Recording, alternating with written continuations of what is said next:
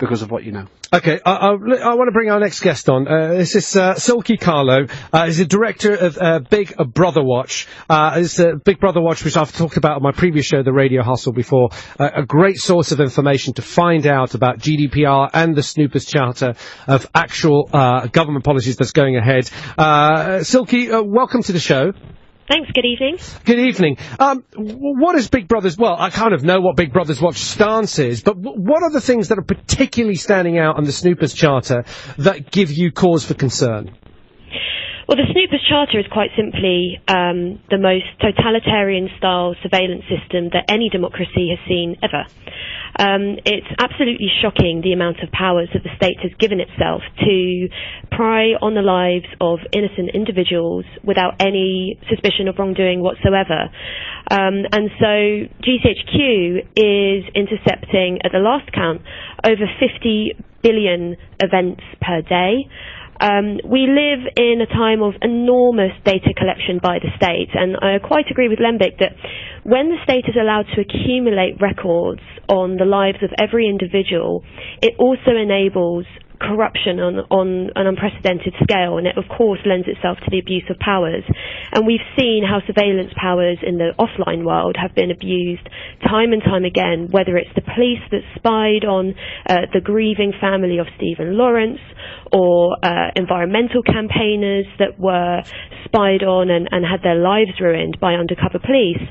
It really doesn't bear thinking about the possibilities that we now have under the Snoopers Charter. It's not only metadata collection, you know, who we call and who we text and who we email. What does metadata mean? Just the definition before you go on. Can you explain exactly what that means, please? Yeah, so that's communication. It's communications data. So it's the timestamps and phone numbers of who you call, who you text, who you email. Your location at the time of call, etc. Location data as well, exactly. So where you are, all of the time, this data is being generated and stored about us. It also includes our internet histories. But under the Snoopers Charter, the state has the power and does, just by routine, not only collect that data, but also actually intercept the content of our calls, emails, video calls, and in addition has given itself the power to hack our devices. The really worrying thing about this is the state doesn't need to have reasonable suspicion of serious crime.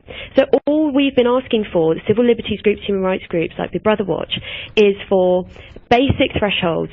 Police should always have reasonable suspicion of serious crime, or a really serious reason to intrude on someone's life like that. And unfortunately, those really basic protections just aren't in place at the moment. So, Silkie, from what I understand, you guys are saying you're not averse to the authorities having that ability and that right, but they have to have good cause to use it rather than it being left open. I mean, what shocks me a little bit is, and I think Lembit was a bit taken aback, was all the other government departments that will have access to that information without having to get any sort of warrant. How is that being justified? Yeah, so there are over 100 public authorities that can have access to the communications data that I spoke about. That could be, as you said, Department of Work and Pensions, the Food Standards Agency, local councils. But for what reason? How is that justified?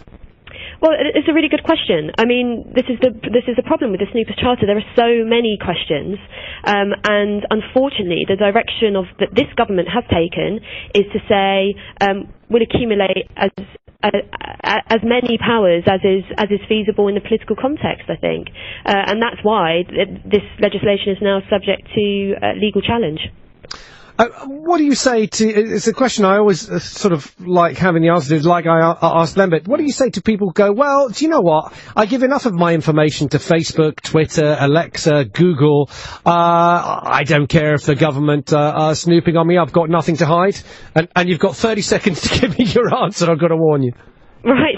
Well, I think that's a position of intellectual resignation and political surrender. It says, I don't care what type of government we get, I submit myself to be totally surveilled and watched by that government. And I think people living in Trump's America would probably look back at the UK and say, be careful. Okay. That's a great answer. Thank you very much. That was Silkie Carlo, director from Big Brother Watch. I highly recommend the website, bigbrotherwatch.org.uk. Very well laid out. It's got a lot of very, very good